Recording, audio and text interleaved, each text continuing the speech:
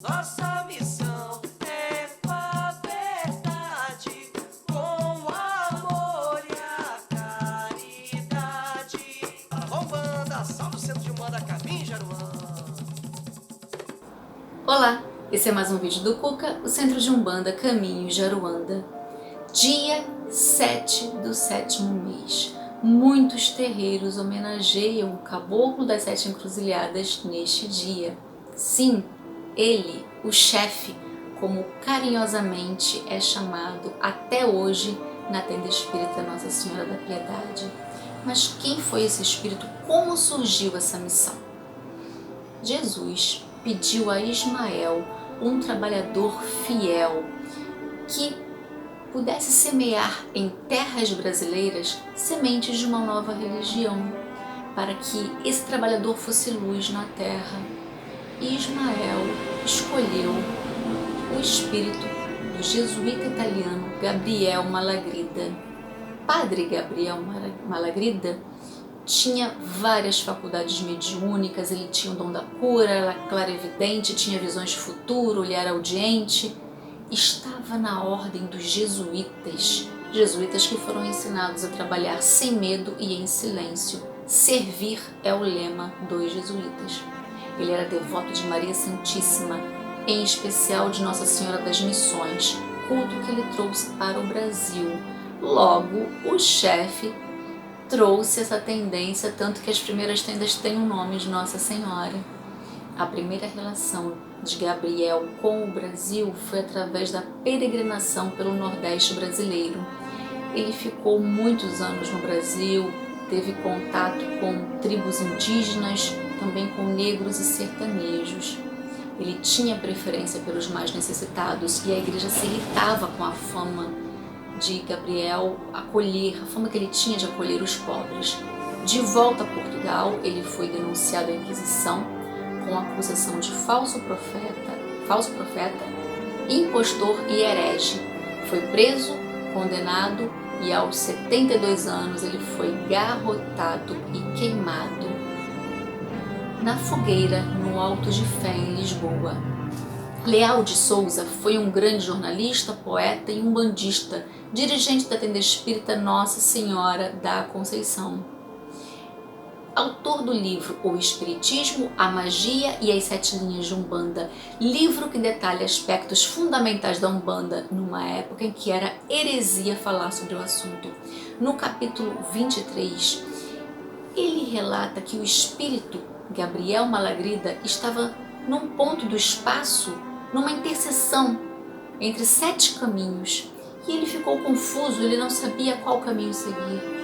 Neste momento surge Jesus e aponta para uma região no planeta Terra, indica qual caminho ele deve seguir.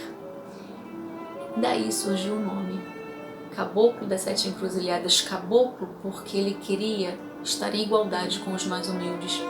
As Sete Encruzilhadas porque em homenagem a esse momento que ele teve com o Mestre Jesus em frente aos 7 caminhos. Também porque, como ele disse, para ele não existem caminhos fechados. O grupo fundado pelo chefe recebeu o nome de Tenda Espírita Nossa Senhora da Piedade, porque assim como Maria acolhe o seu filho, a tenda acolhe a todos aqueles que buscam ajuda. 10 anos após a fundação da tenda, registrada com o nome de Tenda Espírita, pois na época era proibido utilizar a especificação Umbanda, o chefe anunciou a segunda etapa da sua missão, a criação de 7 templos que seriam o núcleo do qual se propagaria a religião de Umbanda, e também a criação da União Espiritista de Umbanda do Brasil. A tenda espírita, são 7 as tendas: Tenda Espírita Nossa Senhora da Conceição, Tenda Espírita Nossa Senhora da Guia, Tenda Espírita Santa Bárbara, Tenda Espírita São Pedro, Tenda Espírita Oxalá, Tenda Espírita São Jorge, Tenda Espírita São Jerônimo. Dezenas de tendas foram fundadas sob a orientação do chefe no estado do Rio, São Paulo, Minas Gerais, Espírito Santo e Rio Grande do Sul. Sempre que possível, o médium Zélio de Moraes participava da instalação das tendas. na sua missão de ser um médium do Caboclo das Sete Encruzilhadas, ele fez um trabalho exemplar. Ele pedia que lembrássemos que a Umbanda é a manifestação do Espírito para a prática da caridade e que a humildade é a forma mais sublime da prática do Evangelho do Cristo. Ele era tímido e modesto, ele era um homem que não gostava de ostentação pública, ele não era da personalidade dele elevar-se a um líder de Umbanda, ele não queria isso. Ele merece, sim, toda a nossa gratidão e respeito. O ponto riscado do Caboclo das Sete Encruzilhadas é um coração sendo atravessado por uma flecha. Ele é um caboclo de Oxóssi com Oxum. A linguagem do chefe variava de acordo com o intelecto do ouvinte. O chefe, nunca foi inacessível a ninguém.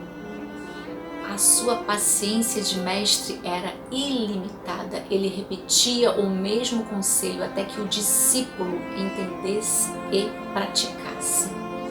Naquele 15 de novembro, no início de sua missão, os videntes relatavam que ele se apresentou como um homem de meia-idade, bronzeado, com uma túnica branca e uma faixa muito iluminada, com uma faixa escrito Caritas, a palavra Caritas, que significa caridade.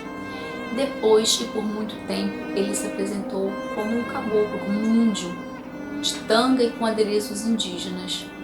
O tempo passou, depois de muito tempo ele voltou a se apresentar com a túnica. Tempos depois, os videntes o reconheciam apenas como uma luz azul no ambiente. Ele dizia: eu sou o menor de todos, mas sou amigo de todos. Não importa o tamanho da minha missão, não importa os caminhos, pois todos serão abertos a mim. Ele se colocava como o menor, como o mais humilde, mesmo sendo rigoroso. Usava muito conhecimento da Bíblia, ele falava muito do Cristo, se assumiu como caboclo por a Umbanda ser uma religião para pessoas simples, para pessoas humildes. Acredita-se sim que ele foi um índio em algumas de suas reencarnações, mas ele não falou sobre isso. As linhas de Umbanda representam povos que foram humilhados, marginalizados e excluídos. Pretos velhos, caboclos, baianos, que representam todo o povo do Nordeste, boiadeiros, pessoas muito simples, ciganos, que também foram feitos de escravos e são humilhados até hoje, malandragem e Exu nem se fala, enfim, espíritos, trabalhadores do Cristo, que utilizam essas roupagens fluídicas para atender a todos que buscam Umbanda que não desampara ninguém. O chefe juntou práticas religiosas indígenas, católicas, africanas, espíritas e orientais. Determinou a humildade visando a prática da caridade, que seria a principal característica do culto, que a base seria o Evangelho do Cristo e teria como mestre maior Jesus, que o uniforme utilizado pelos médiuns deveria ser o branco e que todos os atendimentos gratuitos. No dia 15 de novembro, é o dia que a Umbanda foi anunciada, é também o dia da proclamação da República. Isso não é coincidência, pois a Umbanda é uma religião de matriz brasileira que sofre influência de outras vertentes religiosas.